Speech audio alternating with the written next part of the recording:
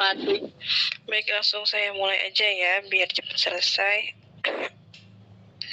Oksidasi asam lemak. Nah, di sini oksidasi asam lemak adalah salah satu proses katabolisme senyawa golongan lipid ya. Jadi asam lemak itu merupakan bagian dari golongan lipid.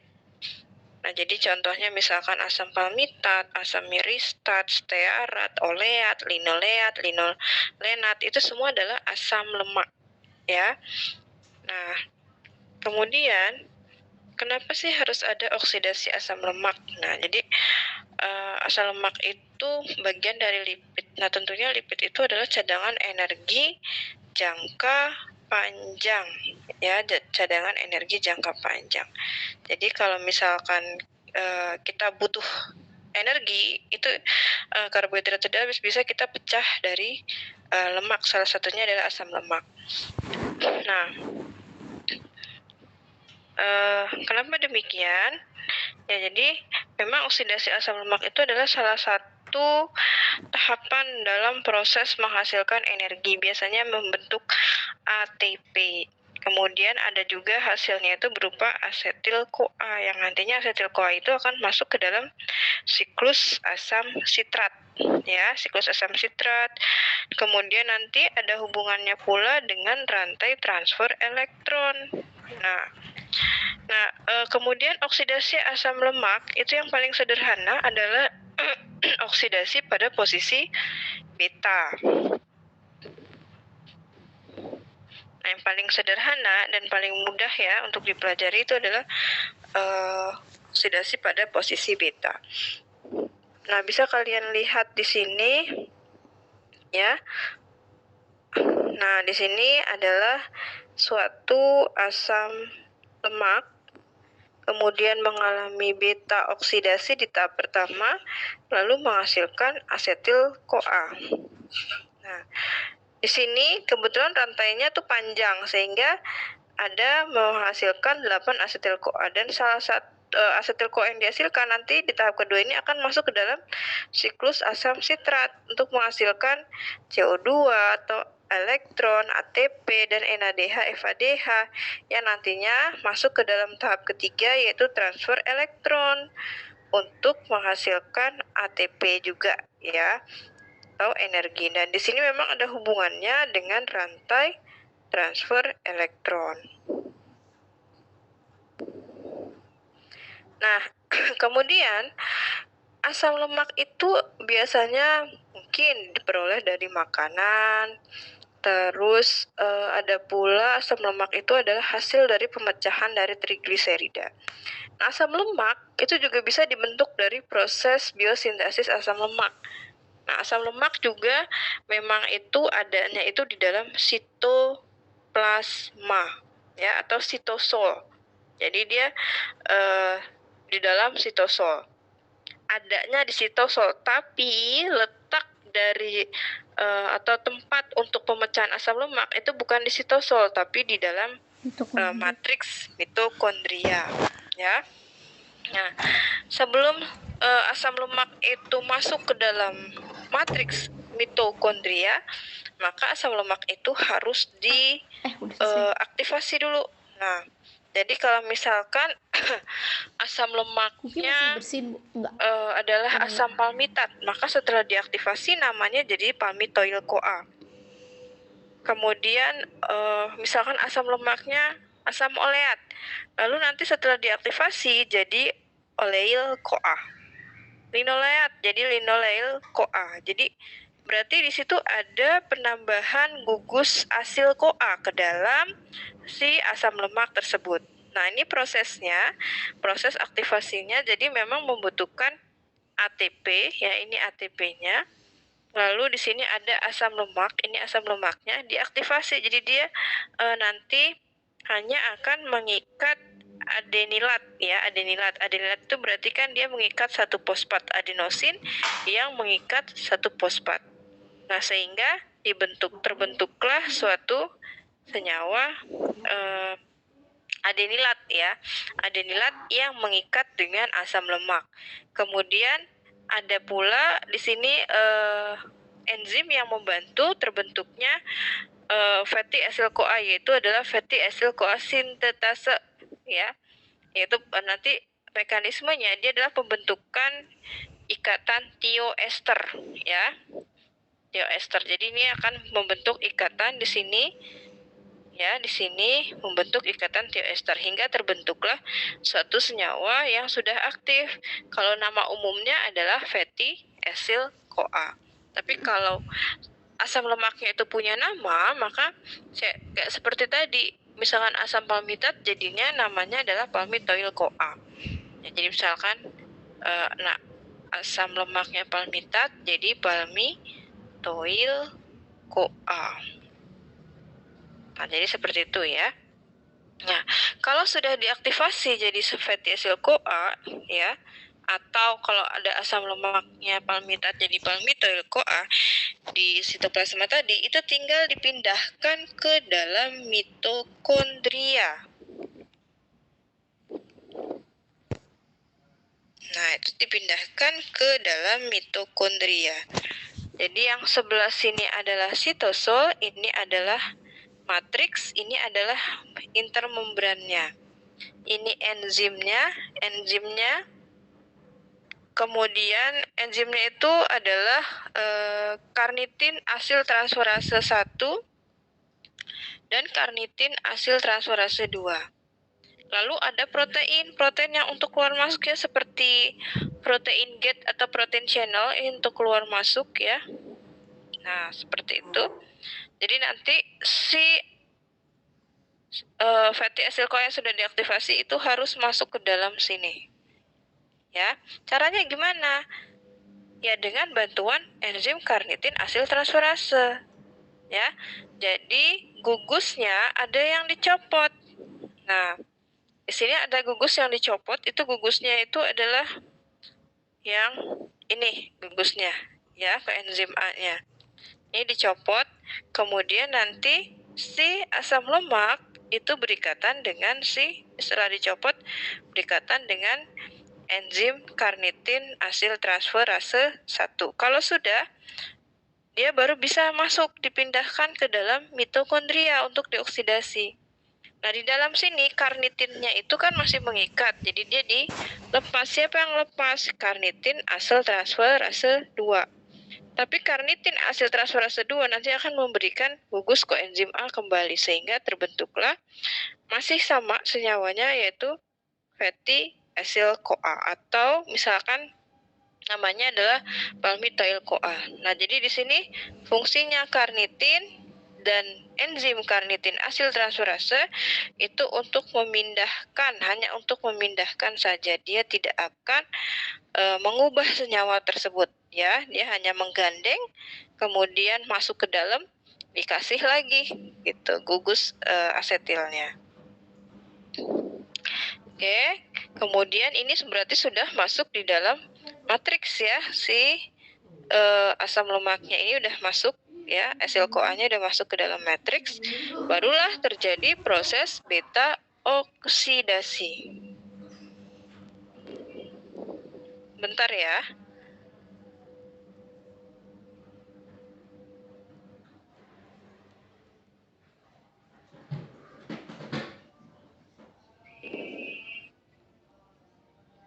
Nah, di sini contohnya adalah asam palmitat. Berarti kalau diaktifasi itu menjadi palmitoyl CoA, ya. Jadi palmitoyl CoA. Kemudian di sini asam palmitat memiliki panjang karbon 16, ya. Nah, ini panjang karbonnya 16. Kok enggak 16, Bu? Karbonnya bisa dihitung 4, ya, karena di sini ada R itu 16. Kemudian di tahap pertama dia nanti akan mengalami dehidrogenasi atau reduksi di sini dengan bantuan enzim asil CoA dehidrogenase. Setelah dia akan menghasilkan FADH2.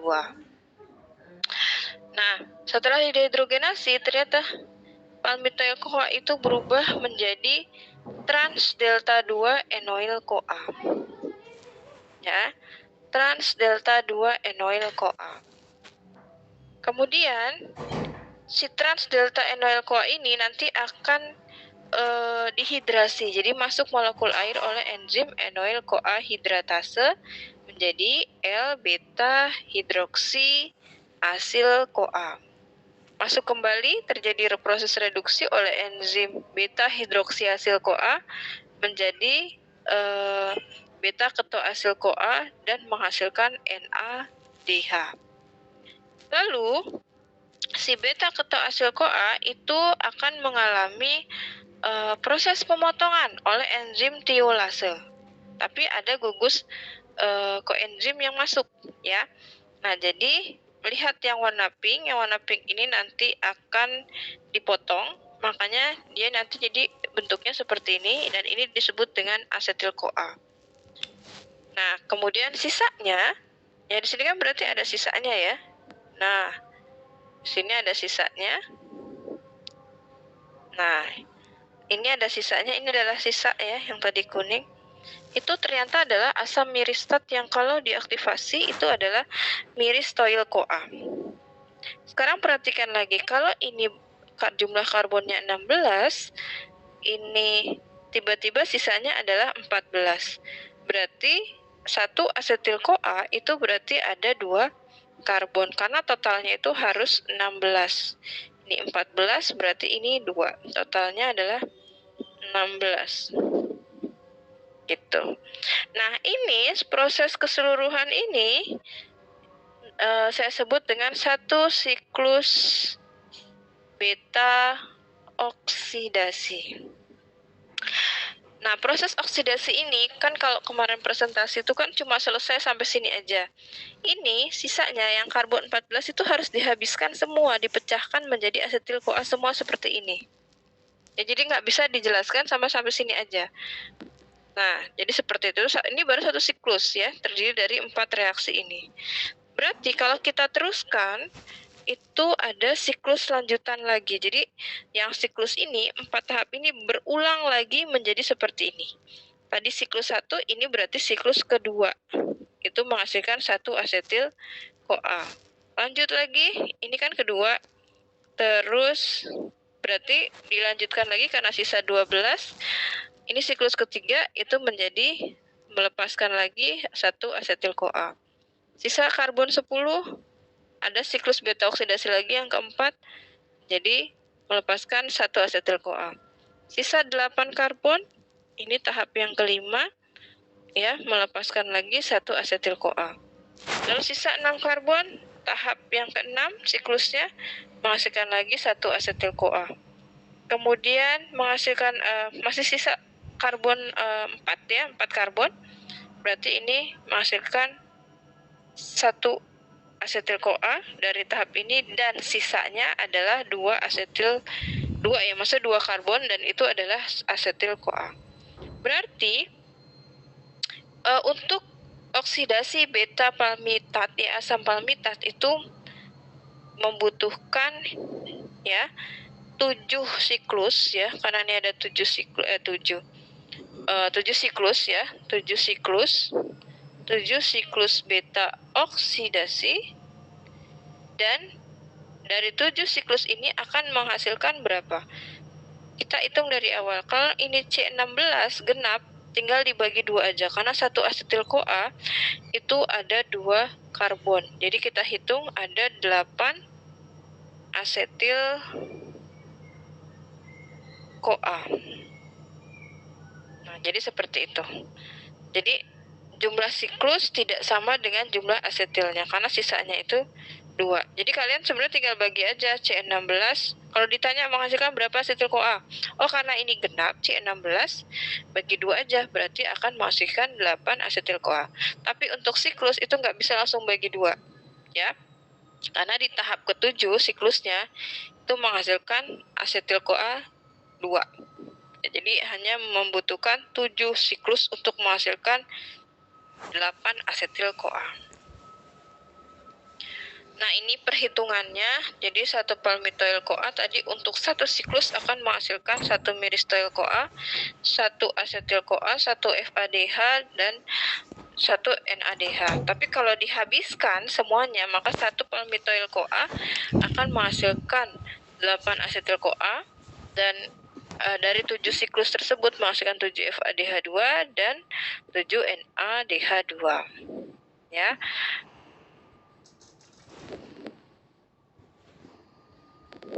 Jadi seperti itu.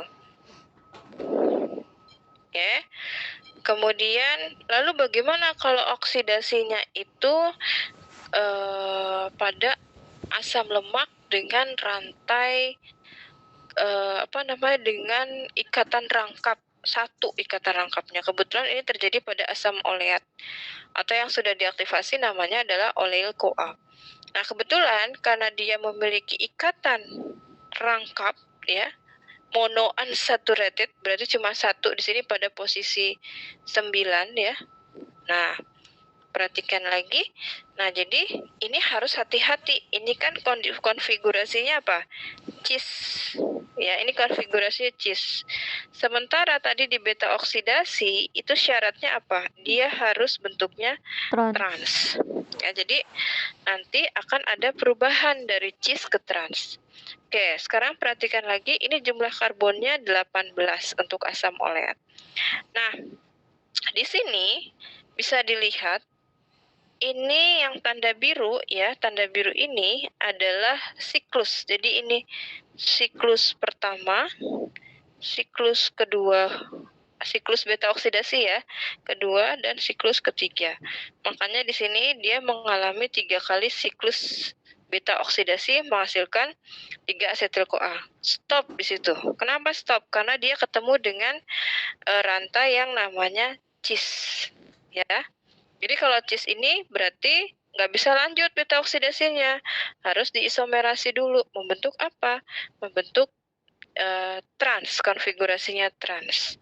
Nah, nanti kalau sudah membentuk konfigurasi trans, itu baru bisa dia mengalami beta oksidasi lagi. Nah, kalau di sini kan udah berarti lancar ya.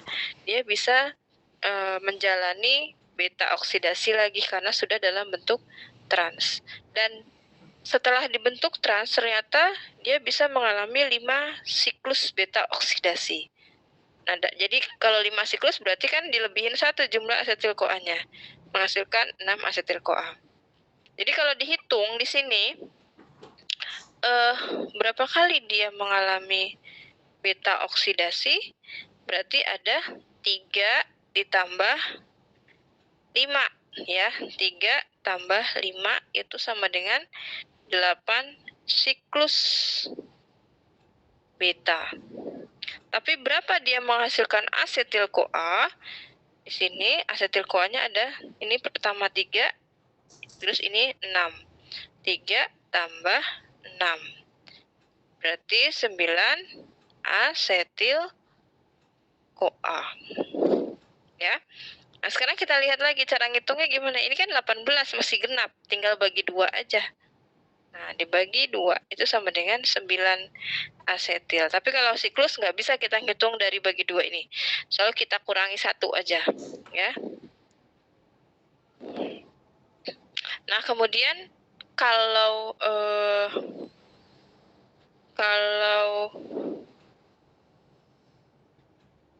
ikatan rangkapnya lebih dari 1 gimana? Misalkan ini pada asam linoleat ya, yang diaktifasi itu nanti namanya jadi linoleil-CoA. Nah, di sini ternyata dia punya ikatan rangkap cis posisi 9 dan cis posisi 12 di sini. Ini cis posisi 9 dan posisi 12. Nah, ini jangan dihiraukan dulu, kita lakukan apa yang bisa dilakukan beta oksidasinya. Ternyata di sini bisa mengalami beta oksidasi 1 siklus, siklus kedua, siklus ketiga. Sehingga dari 3 siklus itu akan menghasilkan 3 asetil-CoA. Nah, tapi sisanya setelah mengalami 3 asetil-CoA, maksudnya menjalankan 3 kali beta oksidasi, dia ketemu dengan cis. Cis posisi 3 dan posisi 6. Sehingga harus diisomerasi. Terbentuklah trans delta 2, posisi 2 transnya, terus cis posisi 6. Itu. Nah, udah ketemu nih ada bentuk trans, dia bisa mengalami siklus yang keempat. Makanya di sini menghasilkan dari satu kali beta oksidasi siklus menghasilkan 1 asetil CoA. Nah, ini udah 4 nih, 3 tambah 1. Kemudian ketemu trans lagi, trans delta 2 dan cis delta 4 harus direduksi. Direduksi nanti akan menghasilkan trans delta 3. Nah, jadi kalau sudah trans delta 3 itu bisa mengalami beta oksidasi untuk siklus berikutnya. Nah, seperti di sini. Jadi trans delta 3 itu harus diisomerasi dulu membentuk trans delta 2. Sehingga dari trans delta 2 ini akan mengalami sebanyak 4 siklus. Tapi kita lebihkan 1, jadi 5, dari 4 siklus itu menghasilkan 5 asetil CoA. Sehingga berapa jumlah asetil CoA yang dihasilkan di sini? Pada oksidasi beta asam lemak linoleat, itu pertama ini 3, ya. Ini 3, dari tahap ini 3 asetil CoA. Kemudian dari tahap ini 1, dari tahap ini 5. Berarti totalnya ada 9 asetil CoA. Tapi kalau kita hitung siklus, itu berapa siklus untuk menghasilkan asetil CoA? Itu ada 3, 1, dan 4. Dikurangi aja, berarti ada 8 siklus. Ya, jadi seperti itu. Pokoknya kalau ketemu yang cis, jadiin trans dulu, transposisi beta.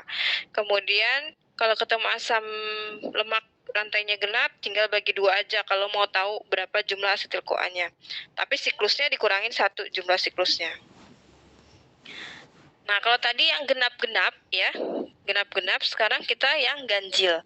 Contohnya adalah asam propionat yang kalau diaktifasi menjadi propionil CoA.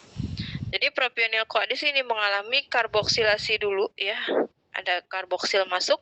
Sini dikatalisis oleh enzim propionil CoA karboksilase. Nanti akan menghasilkan demetil malonil CoA. Lalu demetil malonil CoA akan berubah ya oleh enzim metil malonil CoA epimerase menjadi L-metil malonil CoA. Nah, ternyata ini butuh proses mutasi atau dan ini pindah ya, metil malonilnya pindah, tukeran tempat.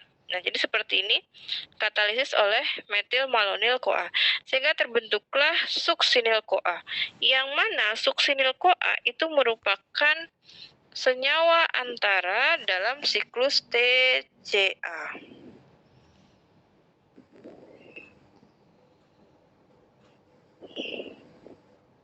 Ya, senyawa antara dalam siklus TCA. Jadi kalau ada suksinil CoA dihasilkan, maka tinggal masuk aja ke dalam siklus TCA. Ya.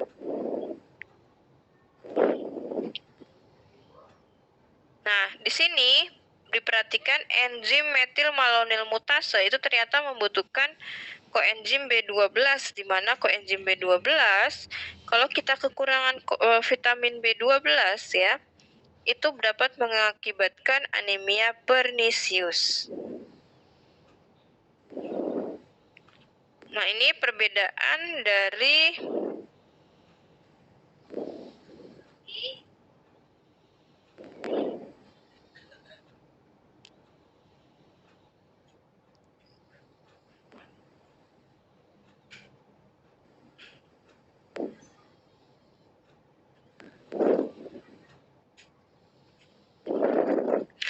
perbedaan beta oksidasi yang terjadi dalam mitokondria dan peroksisom dan glioksisom. Ini mitokondria, beta oksidasinya ini peroksisom dan glioksisom. Jadi warnanya yang abu mitokondria, peroksisom, glioksisom itu yang warnanya kuning. Dilihat dari perolehan FADH-nya, FADH2 ya, energinya, NADH-nya, dan asetil CoA yang dihasilkan ya. Jadi dilihat dari sini. Nah, kalau FADH2 yang dihasilkan di mitokondria itu nanti akan akan masuk ke dalam rantai transfer elektron. Kalau FADH2 yang dihasilkan di peroksisom atau glioksisom itu digunakan untuk memecah H2O2 atau senyawa peroksida. Kemudian kalau NADH-nya yang dihasilkan di mitokondria itu sama untuk kepentingan rantai transfer elektron atau respirasi. Kalau NADH yang dihasilkan di peroksisom glioksisom untuk reoksidasi ulang ya pada proses dihasilkannya NADH. Nah, sedangkan untuk asetil-CoA produknya dari hasil beta oksidasi kalau terjadi di mitokondria nanti masuknya itu ke dalam siklus asam sitrat. Tapi kalau asetil-CoA yang dihasilkan dari beta oksidasi di peroksisom glioksisom itu nanti akan dikeluarkan dari peroksisom glioksisom gunakan untuk atau sebagai prekursor ya untuk biosintesis senyawa lain.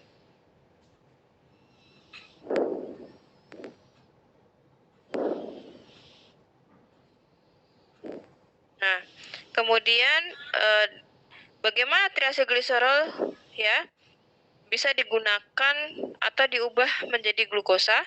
Misalkan ini triacylglycerol itu dihidrolisis oleh lipase, nanti akan dihasilkan gliserol dan asam lemak. Lalu asam lemak ini akan mengalami beta oksidasi menghasilkan asetil-CoA. Lalu masuk ke dalam siklus glioksilat melalui jalur oksaloasetat nanti akan dilakukan sintesis glukosa atau yang namanya gluconeogenesis. Ya, nanti glukosa untuk apa? Untuk energi di otak, atau untuk glukosa darah, atau untuk diubah lagi jadi asam amino, energi, dan lain sebagainya. Kemudian, bagaimana proses omega oksidasi yang terjadi di retikulum endoplasma? Ya, ini terjadi di organisme vertebrata. Jadi asam lemak di sini nanti mengalami beta oksidasi akan menghasilkan suksinat yang nantinya memang dia adalah senyawa antara pada siklus asam sitrat juga dan asam adipat. Ya, itu hasilnya. Kemudian alfa oksidasi ya pada peroksisom itu contohnya adalah asam vitanik yang nantinya ujung-ujungnya pasti akan menghasilkan propionil-CoA dan propionil-CoA nanti akan mengalami beta oksidasi juga menghasilkan suksinil-CoA. Nah, jadi seperti itu. Masih ada hubungan dengan siklus asam sitrat juga, ya.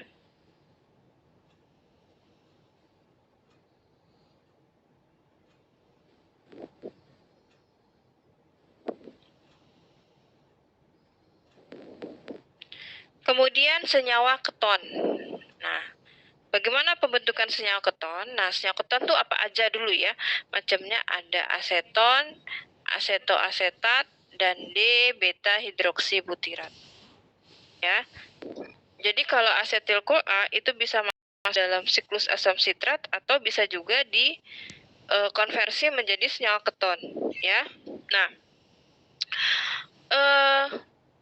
bagaimana kondisinya senyawa keton asetil-CoA yang bisa dikonversi jadi senyawa keton? Itu syaratnya adalah asetil-CoA-nya itu harus banyak. Ya, jadi terakumulasi, dia nggak bisa masuk dalam siklus asam sitrat.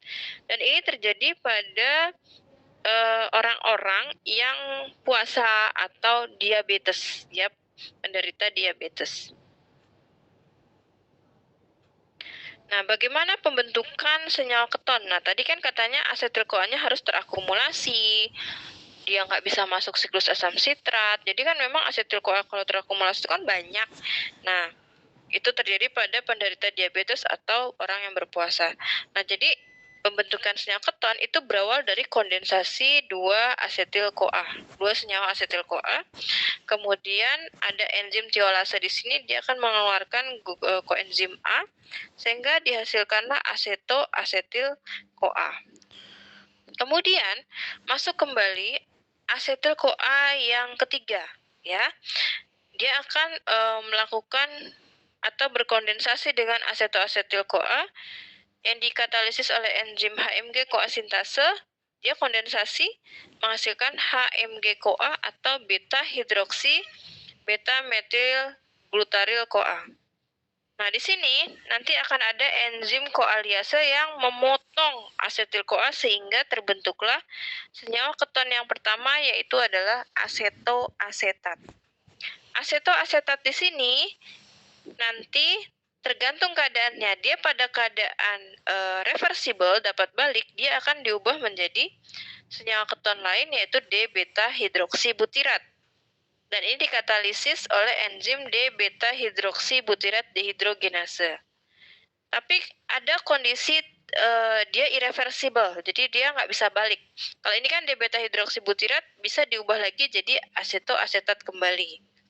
Tapi kalau asetoasetat ini mengalami dekarboksilasi, penghilangan gugus karboksil, maka akan membentuk aseton. Nah, aseton ini sifatnya volatil, jadi dia mudah menguap, dan aseton ini adalah karakteristik bau manis pada penderita diabetes, ya. Lalu siapa yang menjadi sumber energi saat keadaan siklus asam sitrat kembali normal? Itu adalah D-beta hidroksibutirat. Jadi D-beta hidroksibutirat dia bisa kembali jadi asetoasetat dan diubah lagi menjadi asetil CoA. Nah, seperti ini. Jadi D-beta hidroksibutirat jadi asetoasetat ya oleh enzim dehidrogenase. Kemudian di sini juga dia menghasilkan NADH. Lalu dari asetoasetat menjadi asetil ya. Dia akan menghasilkan suksinil CoA. Lalu dari asetoasetil CoA kembali lagi menjadi 2 molekul asetil CoA yang nantinya masuk ke dalam siklus asam sitrat. Jadi seperti itu.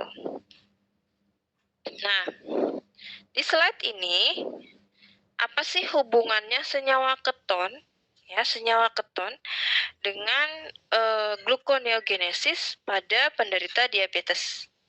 Nah, jadi di sini akan saya jelaskan. Biasanya penderita diabetes itu kan dia cenderung tidak boleh mengkonsumsi glukosa ya.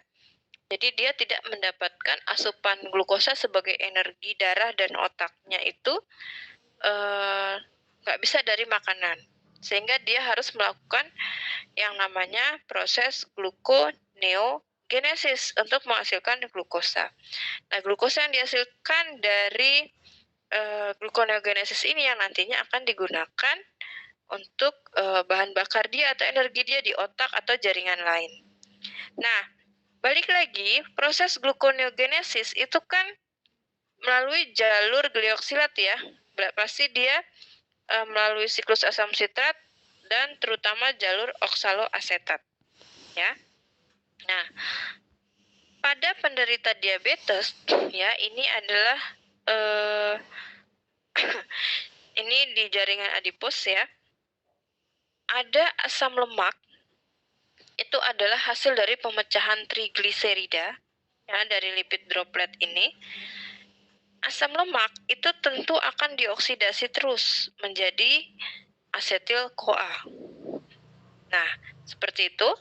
Kemudian asetil CoA tentunya kalau dia mau menjadi energi ini pada penderita diabetes, dia harus masuk ke dalam siklus asam sitrat. Ya. Tapi dia nggak bisa masuk. Tuh, sedangkan dia butuh masuk di sini membutuhkan oksaloasetat. Nggak bisa masuk karena apa? Jumlah oksaloasetatnya itu sedikit sehingga terjadi reaksi anaplerotik ya. Di siklus asam sitrat ini reaksinya berjalan lambat untuk masukkan energi. Kenapa? Karena di sini kuncinya di sini. Oksaloasetatnya itu digunakan untuk proses sintesis glukosa atau gluconeogenesis. Sehingga asetil CoA-nya di sini menumpuk. Kalau dia menumpuk, ya berarti dialihkan menjadi senyawa keton. Nah, jadi dialihkan menjadi senyawa keton asetoasetat, D-beta hidroksibutirat, dan aseton. Nah, di sini yang bisa dikonversi jadi energi kembali adalah asetoasetat dan D-beta hidroksibutirat. Nah, Kapan dia akan digunakan kembali menjadi asetil-CoA untuk masuk dalam siklus asam sitrat? Saat keadaan si oksaloasetatnya itu normal atau sudah tidak melakukan gluconeogenesis lagi. Jadi perlahan setelah ini normal dia bisa menjalankan siklus asam sitrat. Berarti ini senyawa keton yang D-beta hidroksibutirat dan asetoasetat kembali lagi diubah menjadi asetil-CoA sehingga asetil-CoA sudah normal baru bisa masuk ke dalam siklus asam sitrat untuk menghasilkan energi. Nah, lalu bagaimana kalau akumulasi keton senyawa ketonnya itu terlalu tinggi ya pada penderita diabetes ya? Biasanya akan mengakibatkan penyakit yang namanya ketosis. Jadi pada keadaan normal biasanya itu senyawa keton itu ada sekitar kurang dari 125 mg ya. Kalau di darah, ini di urin ya. Kalau di darah kurang dari 3 mg. Tapi pada penderita diabetes atau ekstrim ketosis yang senyawa ketonnya itu banyak, jumlahnya itu bisa menghasilkan 5.000. Ya. 5.000. Jadi ini tinggi banget ya. Terus ini di urin 5.000, lalu di darah biasanya itu mencapai 90. Sehingga kalau terlalu tinggi, dia bisa menurunkan pH darah ya, mengakibatkan asidosis. Seperti itu. Baik, sampai sini ada pertanyaan? Cukup? Cukup, Bu. Oke, cukup ya. Ya. Saya absen dulu.